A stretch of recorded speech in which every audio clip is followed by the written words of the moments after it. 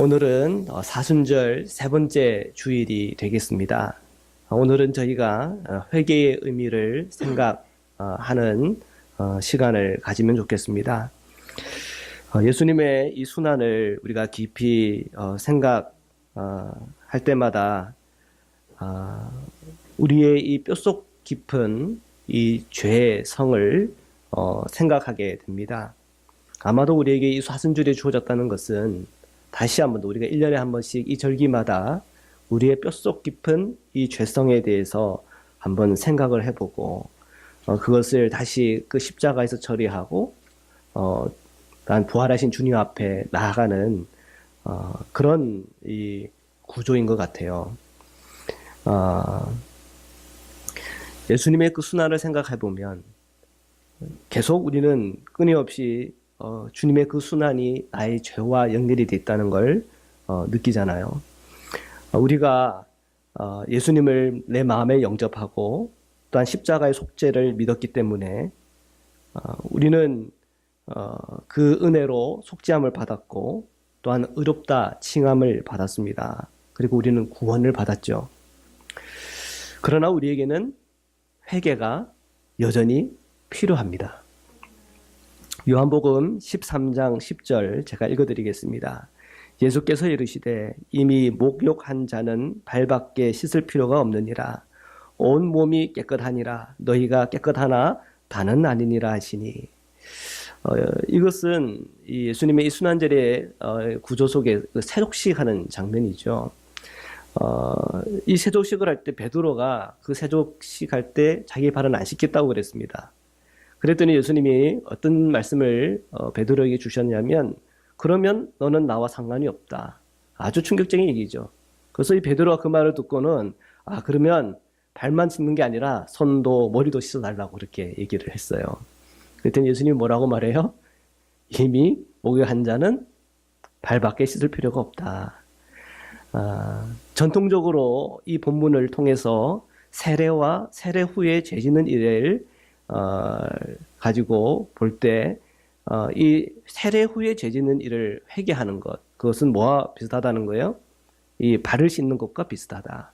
세례는 뭐예요? 목욕이라 한다면 우리가 세례 후에 죄를 짓는 것은 이 발을 씻는 것과 같다. 전통적으로 이 말씀은 그렇게 해석되어 왔고 이렇게 그러한 교회의 가르침으로 오늘 우리에게 주어졌습니다. 오늘 제가 이 회개의 의미를 얘기할 때 바로 그 의미를 함께 나누고 싶은 겁니다. 발을 씻는 의미로서의 회개를 얘기하는 겁니다. 죄란 뭡니까? 성경 속에서 죄라는 것은 기본적으로 하나님의 뜻에 불순종하는 것입니다. 창세기의 에덴 동산 이야기는 바로 그 점을 분명히 보여줍니다. 하나님은 아담과 이브를 에덴 동산에 거주할 수 있도록 해주셨습니다. 그리고 하나의 법을 세우셨는데 선악과 따먹지 말아라. 거기에 참 많고 많은 열매들이 있습니다. 그 열매 하나하나 다 맛보아도 아마 늙어 죽을 것 같은데 근데 이상하죠. 거기에 유일하게 따먹지 말라는 이 선악과에 자꾸 관심이 가고 그럽니다. 결국은 먹지 말라는 거 먹습니다. 그리고 쫓겨납니다. 하나님 앞에 그 말씀 앞에 불순종하는 인간의 모습, 그것이 죄의 본질이라는 거죠. 그걸 우리는 원죄라고 이렇게 말합니다. 예수님께서 십자가에 못 박힐 때를 한번 생각해 봅시다. 예수님이 십자가에 못 박힐 때, 예수님을 십자가에 못 박게 한 사람이 누굽니까? 죄인들이에요. 그 죄의 핵심은 무엇입니까? 하나님의 말씀에 순종하지 않는 겁니다. 거짓말하고, 그죠? 속이고, 어떤 자신의 기득권을 유지하기 위해서 여러 가지 많은 자신들의 어떤 이유들 때문에 예수님을 십자가에 못 박았죠. 거기에 깊은 심층으로 들어가면 결국 그 원인은 하나님의 말씀에 대한 불순종입니다. 자, 그 하나님의 그 말씀의 불순종으로 예수님은 십자가에 못 박혔고 역시 죄가 승리했구나. 사탄과 마귀는 그것에 대해서 자고하고 자만했지만 주님은 기가 막히게 반전을 이루세요. 어떻게 반전을 이루십니까? 그 십자가가 부활보다도 그 십자가가 속죄가 됐다는 거예요. 속죄제가. 그걸 몰란 거예요. 자기는 이 자신의 하나님께 불순종하는 그 인간의 마음으로 예수님을 십자가에 못 박았는데 그게 속죄 제사가 됐네. 사탄은 그걸 몰랐던 거예요. 그죠? 그래서 그 십자가를 통해서 속죄의 문이 열렸어요. 예수님이 부활을 하면서 하늘의 길이 열렸어요. 기가 막힌 거예요. 사탄은 삼수, 사수 그 앞을 못 들여다본 거예요. 그냥 하수인 거죠. 하나님 앞에서 사탄은 하수인 거죠. 주님은 이 십자가를 통해서 기가 막힌 이 역전을 주신 거예요. 그래서 우리는 이 십자가의 은혜를 통해서 우리의 원죄가 용서함 받았고, 우리가 이 십자가를 통해서 우리가 의롭지 않은데 여전히 죄인인데 의롭다 칭함을 받은 거예요. 그래서 참 기가 막히게 우리는 용서부터 받았어. 우리의 죄 문제들이 해결된 게 없어도 용서부터 받았다니까요. 그게 은혜예요. 자, 이 은혜에 대해서 우리가 깨닫기 시작하면 우리가 매일 발을 씻어야 되는 이유를 알게 되는 거예요. 그 은혜를 모르면 발도 안 씻으려고 그래요. 그러면 큰일 나는 거예요. 그러면 큰일 나는 거예요. 그러면 큰일 나는 거예요. 죄를 이 기독교의 전통에서는 7가지의 죄를 얘기해요. 그걸 뭐 다 일일이 열거하기는 좀 그렇고요. 그렇지만 7가지로 이렇게 얘기를 한다. 이 정도까지만 제가 얘기를 드릴게요. 거기다 제가 딱 2가지를 더 보태가지고 9가지로 제가 얘기를 드릴게요. 아마 이전에도 한번 얘기를 드린 적이 있지만, 이건 늘 한번 이거는 외울 수 있으면 외워도 좋을 것 같아요. 한번 따라 봅시다. 분노, 교만, 거짓, 질투, 탐욕, 두려움, 무절제, 정욕, 게으름. 이거는 제가 그냥 모아놓은 건데 더 디테일하게 들어가면은 거긴 식탐도 있어요. 식탐. 그거는 이제 고대로부터 우리에게 오는 교회 가르침 중에 7개의 대제에 들어갔던 식탐이에요. 그래서 이 식탐을 그냥 탐욕으로 그냥 이렇게 모아놓은 건데 거기는 식탐도 있어요. 이 분노에 대한 성경의 본문이 뭐 여러 군데도 있겠지만 설교를 준비해서 생각났던 게 그거예요. 사도 요한, 우리는 알고 있듯이 사랑의 사도 아닙니까? 근데 그가 예수님과 동역하던 그 시절 이 사마리아 지역을 지나가야 되는데 예수님을 못 지나가게 하잖아요. 그죠? 그러니까 이 요한이 뭐라고 그래요? 하늘에서 벼락이 떨어져서 여기 사람을 큰 멸하도록 그렇게 할까요?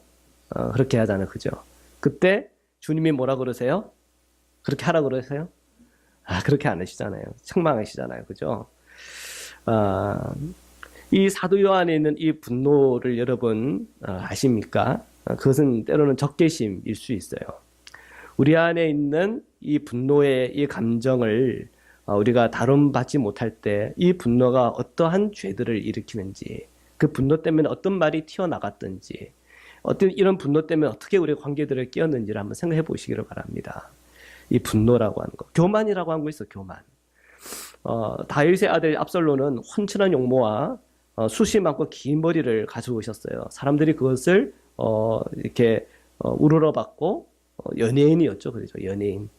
근데 그렇게 사람들이 그렇게 볼 때 그냥 사람들이 그렇게 보는구나 그러고 나는 좀 겸손하면 좋잖아요. 근데 그의 마음속에 그 인기 얻는 것에 대한 것에 자기의 마음속에 이 교만이 있었어요. 사람들이 자기를 잘 따라요. 그것이 하늘에 찌르니까, 그 교만이 하늘을 찌르니까 나중에는 아버지 다윗을 대적합니다. 그리고 자신의 왕국을 건설하려고 그래요. 좀 기다렸다가 아버지 돌아가실 쯤에 자기가 간택을 받고 왕이 돼도 되는 건데 그걸 못 기다려요. 결국은 다윗이 내쫓겼죠. 그런데 자기가 원한 대로 됩니까? 아니죠. 나중에 아버지하고 싸우다가 결국은 자신의 세력의 측사가 전술을 잘못 판단함으로 실패하고, 그리고 자신도 결국 죽고 말죠. 이 교만이라는 게 그렇다는 거예요. 우리의 삶 속에서 이 교만한 죄 때문에 얼마나 많은 실패와 좌절과 어려움들이 있었습니까? 뭐 다 그렇지는 않지만 이렇게 음식점을 이렇게 하다가 잘 되니까 2개 만들고 2개 만들고 3개 만들다가 다 그냥 망하는 일들이 비비지 않던가요? 네. 우리는 우리의 한계를, 또한 우리의 어떤 우리의 그 한계를 인정하고 겸손하게 우리의 삶을 이끌어가야 되는데, 그렇지 못함으로 우리의 삶에 큰 비극과 아픔이 올 때가 있단 말이에요. 그런 비극과 아픔의 그 깊은 곳에 들어가 보면 거기에는 이 교만이라는 죄가 꿈틀거리고 있다는 겁니다. 여러분 아나니아 삽비라 이야기 아시잖아요. 굳이 자신의 전 재산을 다 팔아 바칩니다 할 필요 없어요. 제가 다 팔고 그 중에 일부를 주님께 드립니다라고 얘기를 해도 돼요. 근데 그렇게 얘기 안 하고 전 재산을 다 팔았다고 거짓말해서 어떻게 됐나요? 망했단 말이에요. 우리는 정직하게 살아도 돼요. 근데 이상하게 우리는 거짓을 자꾸 하게 돼요. 왜 그런지 모르겠어요. 근데 그 죄가 우리를 그렇게 만들다가 내 크레딧이 다 떨어지고 사람들이 나를 믿어주지 않고 고독과 외로움 속에 빠져버리는 그런 경우가 있나요? 없나요? 있다는 거예요. 예수님의 제자들 중에는 예수님의 우편에 서로 안고 싶은 마음들이 있었던 것 같아요. 뭐 그런 마음이 있는 건 괜찮아요. 그런데 서로 제자들끼리 눈을 흘겨요. 그래서 저는 뭐 나한테 뭐 잘난 게 있어가지고 뭐 엄마까지 이렇게 치맛바람을 이렇게 일으키나 이러면서 제자들 싸움에 그런 미움들이 생겨요. 질투의 감정들이 미움을 만들어요. 여러분 자녀들을 키우면서 하나 키우는 거는 모르겠지만 둘 이상 키우면 그 형제들 사이에 자매들 사이에 있는 이 질투를 부모님들 느끼셨습니까? 예, 이 질투가 가정의 평안을 만들던가요? 꼭 싸움. 우리 지금 윤상호 한결이고 그 질투심 때문에 저희들 요즘 어떻게 그걸 컨트롤해야 될지 모르겠어요. 기도해야 될 문제인 것 같아요. 그죠? 성도님들 간에는 괜찮습니까? 이런 질투하는 마음 없습니까? 한번 우리 내면을 살펴봐야 될 것 같아요. 탐욕이라는 문제 있죠. 아간은요, 하나님께서 분명히 이 물건들을 취하지 말라 그랬죠. 다 하나님께 드리는 거라 그랬어요. 그런데 이 여리고성을 함락하고 거기에 있는 전리품들을 이 아간은 그것을 감췄어요. 왜 감췄어요? 탐심 때문에, 욕심 때문에 감췄어요. 우리는 먹을 만큼만 먹으면 돼요. 근데 왜 이렇게 더 많이 먹어요? 몸까지 망가질 정도로. 예, 그 식탐은 어디서 오나요? 내 안에는 탐욕에서 오는 거예요. 그죠? 이스라엘 백성들은 약속의 땅 가나안 앞에서 안악 자손들을 봤어요. 두려워했어요. 하나님은 그 땅 주겠다고 약속했어요. 그런데 그들의 눈앞에는 하나님의 약속보다 안악 자손들이 더 두려워요. 그들의 키가 두렵고 그들의 전투력이 두려워요. 여호수아와 갈렙이 그들을 두려워하지 말고 하나님을 거역하지 말라고 권면했는데 그 회중들은 오히려 그 두려움 때문에 이 갈렙과 여호수아를 돌로 치라고 그랬어요. 거기에는 뭐가 있어요? 두려움이라는 게 있단 말이에요. 이 두려움 때문에 우리가 하나님의 약속을 믿지 못하고 그 두려움 때문에 실패하고 넘어지고 그 두려움 때문에 아무것도 못했던 우리의 삶의 모습이 있지는 않았습니까? 탕자 보십시오. 탕자는요, 자기 마음대로 살고 싶어요. 그래서 아버지를 졸고 졸라가지고 유산을 달라고 그래요. 이때 당시에 이렇게 유산 달라고 하는 것만 해도 이 극악무다한 폐륜아의 모습이죠. 근데 그 유산 달라고 그래요. 죽으면 다 오는 건데 그걸 못 기다리고 그냥 유산 달라고 그래요. 왜? 내 마음대로 하려고. 그리고 타국에 살면서 또 무절제하게 사서 그 유산 다 탕진해요. 그리고는 유대인으로서는 하면 안 되는 이 부정한 짐승인 돼지를 치면서 쥐염멸배 먹고 살아요. 왜 그래요? 무절제 때문에. 그죠? 그 도박 중독에 빠진 사람들, 약물에 빠진 사람들, 오락에 빠진 사람들. 왜 그래요? 이 절제력이 무너지는 거 아니에요. 마약의 특징이 뭡니까? 절제력이 무너지는 거예요. 설탕 중독 아십니까? 자꾸 왜 설탕을 이렇게 찾죠? 이 절제 컨트롤하는 게 아주 무너져 내리는 거예요. 이런 무절제, 이 깊은 우리의 삶의 그 문제 안에 있는 이 죄를 한번 잘 들여다보자는 거예요. 보디발 장군의 부인은요, 정욕에 눈이 벌어서 자신의 종인 요셉을 유혹을 하려고 그랬어요. 싫다 하면 그냥 안 하면 되지. 그런데 이 정욕이 너무 불타올라서 억지로 그의 옷을 벗기려고 그랬어요. 강간이죠, 그죠? 강간 미수인 거예요. 난 남자만 하는 줄 알았어, 여자도 하는. 근데 그 뉴스 보십시오. 여성들도 그래요, 그죠? 남성들은 더 많죠. 이 정력으로 일어나는 일들은 하나 더 소개해 볼게요. 세겜추장 기억나십니까? 창세기에. 이 세겜추장은요, 이 야곱의 딸인 이 디나를 강간해요. 왜 그랬어요? 그 정력을 절제하지 못했어요. 그 결과는 어떻게 됐나요? 그 세겜 족속들이 다 멸망당해요. 이 정력의 이 문제 하나 처리하지 못해서 오늘 정치적인 문제로 얼마나 큰 이슈가 되고 무슨 턱 하면 무슨 게이트 터지고 잠잠하다가 지금 또 막 시끄럽죠, 그죠? 예. 왜 이런 일이 자꾸 왜 생겨요? 그 깊은 곳에 들어가면 이 정욕이라고 하는 이 죄가 있단 말이에요. 한 주인이 타국을 가면서 종들에게 재능대로 5달란트, 2달란트, 1달란트를 주고 자신의 소유를 맡겼어요. 그리고 주인이 와서 5달란트 맡은 자를 봤더니 5달을 남겼네, 칭찬했어요. 2달란트 맡긴 자를 봤더니 2달란트 남겼네, 칭찬했어요. 1달란트 맡은 자는 어떻게 했어요? 땅에다 묻어가지고는 올 때만 기다렸어요. 주인은 뭐라 그래요? 이 악하고 게으른 종아 그랬단 말이에요. 이 게으름이라고 하는 것, 그죠? 이 게으름이라고 하는 것 역시도 심판을 받는 거예요. 자, 이처럼 우리가 구원받은 주님의 백성이지만 이 발 씻는 이 문제는 결코 작은 문제가 아니에요. 이게 작게 시작됐다가 크게 한탕 맞는 거예요. 그냥 이 세상 살다가 그냥 얻어맞으면 당이지만 이것이 해결이 되지 않아서 이것이 나를 멸망의 자리로 간다면 이것은 참 비극적인 일이에요. 비극적인 일. 요한일서 1장 9절입니다. 만일 우리가 우리 죄를 자백하면 그는 미쁘시고 의로우사 우리 죄를 사하시며 우리를 모든 불의에서 깨끗하게 하실 것이요. 여기서 죄를 자백한다라고 할 때 이 죄는 지금 제가 앞에서 열거한 그 모든 죄들과 관련이 있어요. 이 죄를 생각할 때 우리는 이 죄를 생각하면서 병이 들어요. 내 생각이. 그리고 이 죄가 이 생각을 병들게 만들면서 내 입에서 툭 나간 이 말 한마디 때문에 나 자신도 상처받고 상대도 상처받고 주변에 있는 사람들이 다 상처를 받아요. 내가 이 말하는 것이 내가 행동이 되어가지고 사람들의 삶에 영향을 미치기 시작할 때 사람들을 무너뜨리고 아프게 만들어요. 그리고 그런 삶 때문에 나도 무너져요. 그리고 이런 행동이 내가 습관이 되어버렸어요. 이 습관이 되어버리면 정말 십자가의 원수처럼 보이기 시작해요. 그러다가 이 죄가 이제는 내 인격이 되어버렸어요.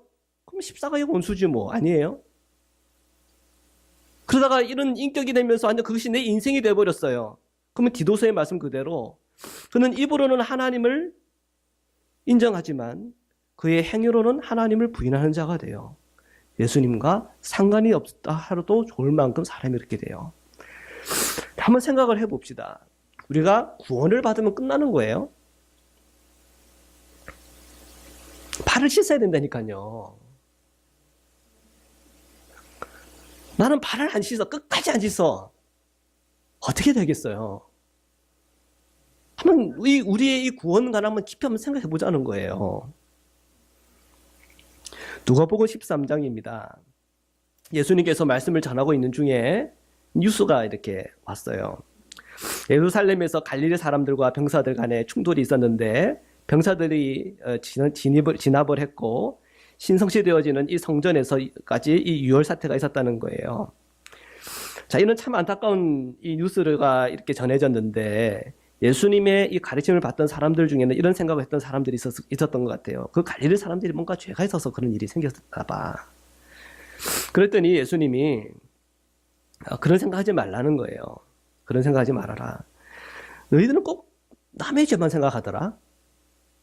반대로 너희 자신의 죄를 한번 생각해보라는 거예요. 우리는 주변에 뭔가 잘못되고 안 되면은 그 사람이 뭔가 죄를 지은 게 아닐까? 이 욥의 이야기 여러분 아시잖아요. 이 욥이 굉장히 어려움들이 빠졌어요. 그래서 뭐 우리가 그 배경은 알죠. 사탄이 그렇게 시험을 한 건데 그 친구들이 뭐라고 그래요? 너 뭐 분명히 뭔가 잘못한 게 있나 보다. 네가 다 사람들이 어렵다라고 하지만 뭔가 잘못한 게 있으니까 이런 일이 있는 거 아니냐고. 근데 성경은 뭐라고 얘기해요? 그런 거 하지 말라는 거예요. 뭐 하라는 거예요? 나를 들여다보라는 거예요. 나를 들여다보라는 거예요. 그런 분들에게는 필요한 게 뭐냐? 위로해요. 하나님의 위로가 필요한 거지. 같이 울어줘야죠. 거기서 무슨 죄가 있는 게 그게 아니라니까요. 예수님이 그렇게 말씀하시는 거예요. 너희 죄를 한번 들여다보라는 거예요. 그러면서 주님이 예로 또 들어요. 실로암 망대가 무너져 치어 죽은 18명이 예루살렘에 거한 다른 모든 사람보다 죄가 더 있는 줄 아냐? 대답은 no, 아니라는 거예요. 너희도 회개하지 아니하면 다 이와 같이 망한다. 이게 결론이에요. 남의 죄 생각할 거 아니에요. 주변에 이런 비극적인 거 아픈 일이 있으면 나를 한번 돌아보는 거예요. 나 자신을. 내가 그러한 멸망 속에 들어갈 때, 멸망이라고 하는 것은 그 어떤 영적인 차원이 아니라 내 삶의 어떤 죽음 또는 내 삶의 어떤 비극적인 상황에 들어갈 때 내 안에 정말 주님 앞에서 한 점 부끄러움 없이 정말 주님의 제자로서의 그 모습으로 내가 죽는다면 부끄럽지 않다는 거예요. 우리가 주 안에 죽는다가 뭐라고 그랬어요? 복이 있다 그랬잖아요. 항상 우리의 중심과 마음은 그거예요. 예수님께서는 이 누가복음 13장을 통해서 회개의 의미를 더 깊이 알기 위해서는 오늘 본문, 우리가 처음 읽었던 이 본문의 말씀을 우리에게 주셨어요. 6절부터 9절까지 제가 읽어드리겠습니다. 이에 비유로 말씀하시되 한 사람이 포도원에 무화과 나무를 심는 것이 있더니 와서 그 열매를 구하였으나 얻지 못한지라. 포도원 지기에게 이르되 내가 3년을 와서 이 무화과 나무에서 열매를 구하되 얻지 못하니 찍어버리라. 어찌 땅만 버리게 하겠느냐. 대답하여 이르되 주인이여 금년에도 그대로 두소서. 내가 두루 파고 거름을 줄이니 이후에 만일 열매가 열면 좋거니와 그렇지 않으면 찍어버리소서 하였다 하시니라. 이 본문 말씀이 곧 회개가 무엇인지를 우리에게 알려주는 말씀이에요. 우리가 발을 씻는 일, 회개의 일을 우리가 잘 하면 그것은 열매로 나타나게 돼 있어요. 그러나 우리가 발을 씻지 않고 주님의 은혜를 받아들이지 않고 그렇게 살면 우리는 문제가 생길 수 있어요. 심각한 문제가. 그걸 얘기하는 거예요. 이 회개가 얼마나 중요한 일인지. 이거는 결코 작은 문제가 아니에요. 작게 시작했다가 큰 일이 당하는 게 회개의 문제예요. 오늘 읽었던 이 본문의 핵심은요, 열매를 맺지 못하는 무화과 나무에 대해서 주인이 찍어 버리려고 그런 거예요. 근데 포도원 주기가 말렸어요. 그래서 이 무화과 나무는 심판을 받아야 되는데 심판에서 건짐을 받았어요. 그 얘기가 뭐예요? 구원받았던 얘기예요. 그리고 이 포도원 주기가 말리면서 1년 더 기다린다고 하면서 어떻게 했어요? 이 포도원 지기가 흙도 일고 또 거름도 주고 그러면서 잘 키워보겠다고 한 거예요. 다짐을 한 거예요. 그런데도 불구하고 열매가 쓸모없다면 어떻게 되는 거예요? 찍어버리는 거죠. 근데 열매를 맺으면 어떻게 되는 거예요? 계속 사는 거예요. 그죠?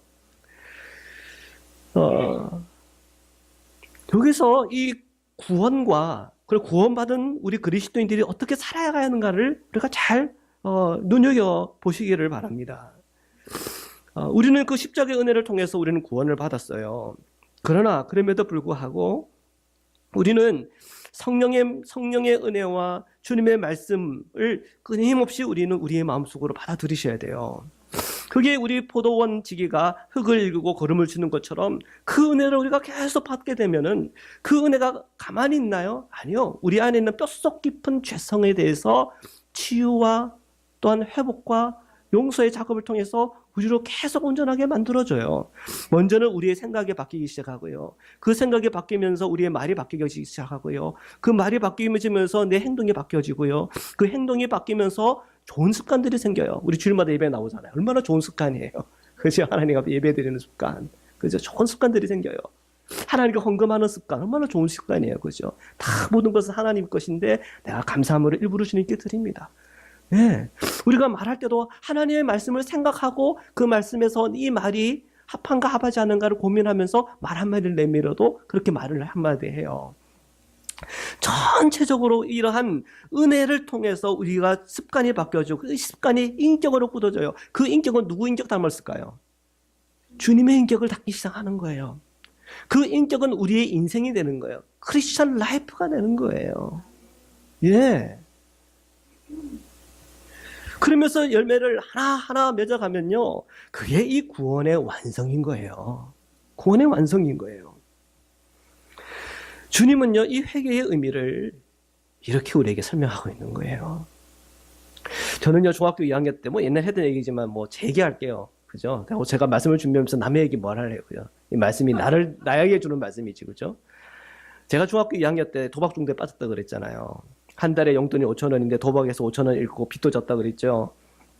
얼마나 이 도박에 빠져있던지 수업 시간에 몰래 카드도 돌리고, 쉬는 시간에도 돌리고, 점심 시간에도 돌리고, 나 또 잘하면 몰라. 맨날 돈도 읽으면서, 그죠? 그 집으로 귀가할 때도 친구하고 카드를 주고받으면서 그렇게 도박을 했어요.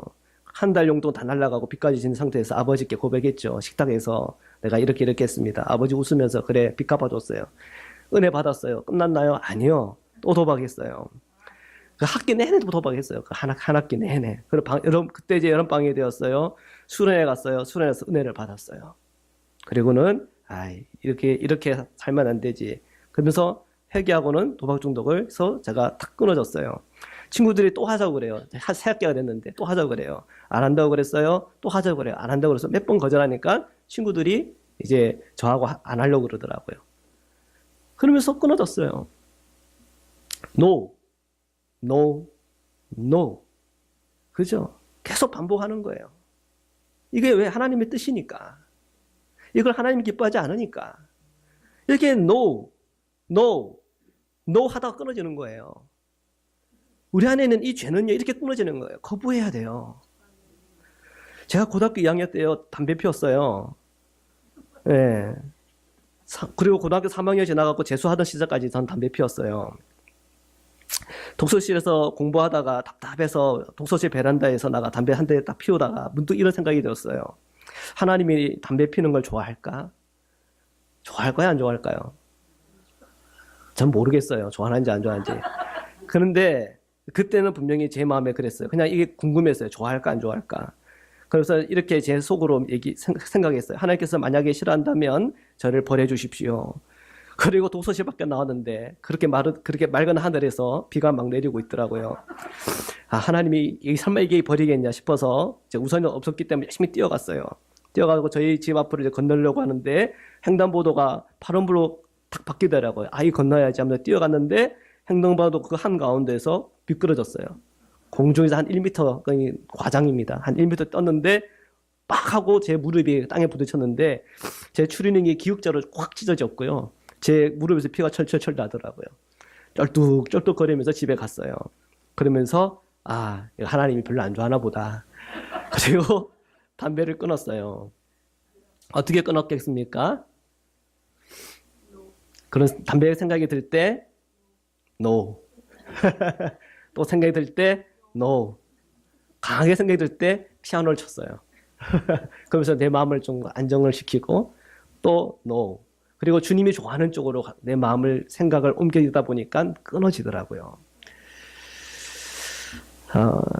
작년에 어떤 성도님이 한 분이 제가 이렇게 얘기해서 목사님 몸이 좀 거대해지신 것 같다고. 그래서 그 말이 조금 찔림이 됐어요. 그래도 그냥 지나갔어요.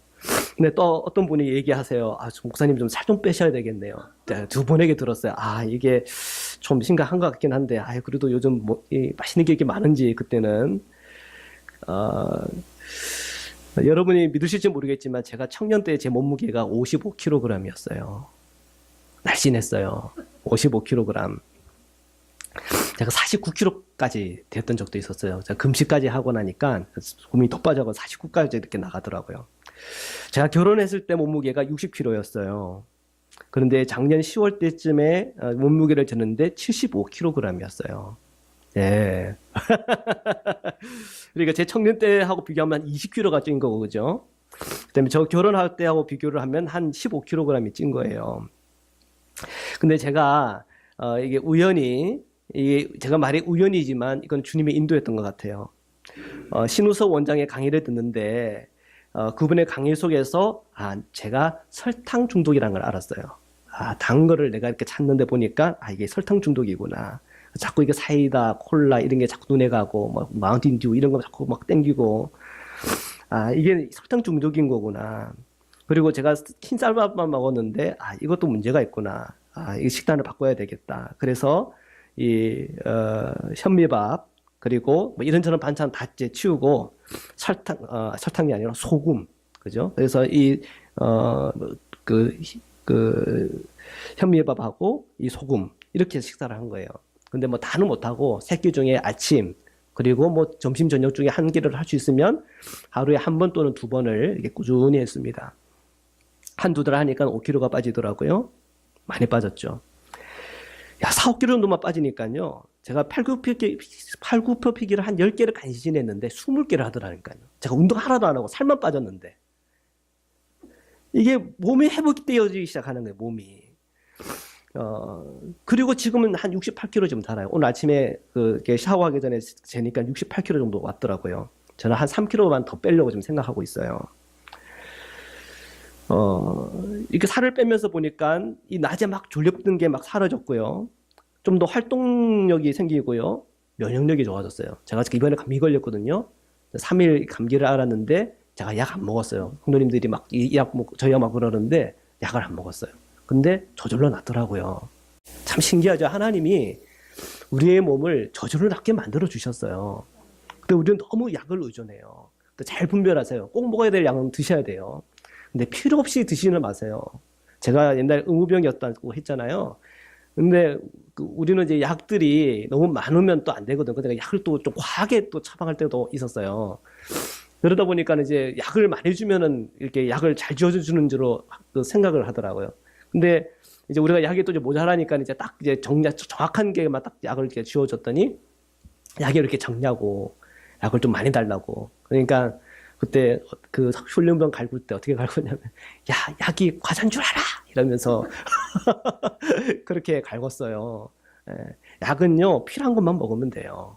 예, 과하게 먹을 필요가 없어요.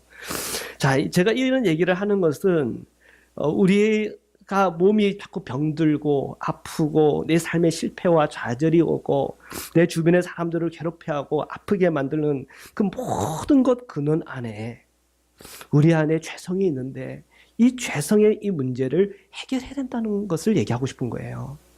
이것을 거부하고 또한 컨트롤하고 그 주님의 뜻과 관련이 없는 하나님의 마음과 관련 없는 것에서 이제 하나님의 마음에 합하고 하나님의 뜻과 일치된 방향의 것들을 내가 생각하고 행동하고 또한 말하기 시작하고 그리고 그것이 내 습관이 되어지고 내 인격이 되어지는 것을 얘기하는 거예요. 우리는 그러면서 우리는 주님 앞에서 더 온전한 그리스도인으로서 설 수 있게 되는 거예요. 사랑하는 성도 여러분, 오늘 이 사순절을 맞이하면서 성령께서 여러분의 마음속에 말씀하시는 것이 있지 않습니까? 하나님의 뜻이 무엇인지 모르겠습니까? 그러면 우리가 이 말씀 속에서 기도하는 속에서 또한 우리의 환경 속에서 주님의 뜻이 무엇인지를 성령님 오늘 우리에게 알려주십시오. 그리고 이것이 정말 주님의 뜻이고 내가 그 주님의 뜻에 맞게 내가 나가지 않고 있다고 한다면 내가 이 시간 회개하고 돌이키겠습니다. 내가 이 죄 때문에 내가 열매가 지금 안 맺어지는데 이 죄에서 돌이키고 회복되어서 열매 맺을 수 있도록 성령께서 오늘 저희를 도와주십시오. 우리가 이런 기도를 우리 함께 드리고 싶습니다. 우리 이 시간 기도 드립시다. 주님은 우리에게 분명히 말씀하십니다. 이미 우리에게 그 은혜를 다 주셨다고 말씀하세요. 그 십자가를 통해서 속죄의 은혜를 주셨고 그 보혈의 피로 매일 우리가 주님 앞에 우리의 죄를 고백할 때마다 용서를 하신다 그랬어요. 뿐만 아니라 주님의 성령이 우리에게 임하시면 우리 안에 죄를 지울 수밖에 없게끔 나를 이끌어갔던 내 아픔과 상처와 내 어둠의 문제까지도 치료해 주시겠다고 약속하세요. 여러분의 그 마음을 주님께 맡기시면서 우리 이 시간 함께 회개 기도를 함께 드립시다. 그래서 주님 더 주님을 온전히 담아가게 하시고 더 작은 그 주님의 작은 예수로서 살아갈 수 있도록 저에게 힘 주옵소서. 그 믿음의 고백으로 우리 이 시간 함께 기도드리겠습니다. 기도하시겠습니다. 사랑해 주님 감사합니다. 성령께서 오늘 저희들을 불러주셔서 주님의 거룩한 그 말씀 앞에 섭니다.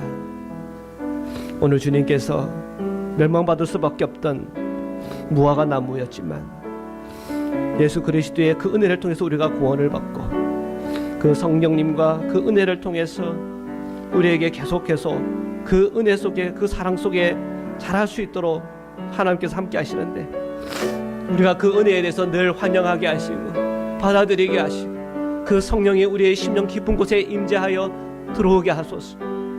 우리 안에 있는 우리의 삶을 망가뜨리고 관계를 무너뜨리고 우리의 삶에 실패하게 만들고 내 마음을 아프게 만들고 어둡게 만들고 내 삶 속에 또한 이 나라와 민족 안에서 온갖 비극적인 일들이 일어났던 그 모든 순간순간에 있었던 그 깊은 그 죄악의 모습들을 저희들이 살펴봅니다.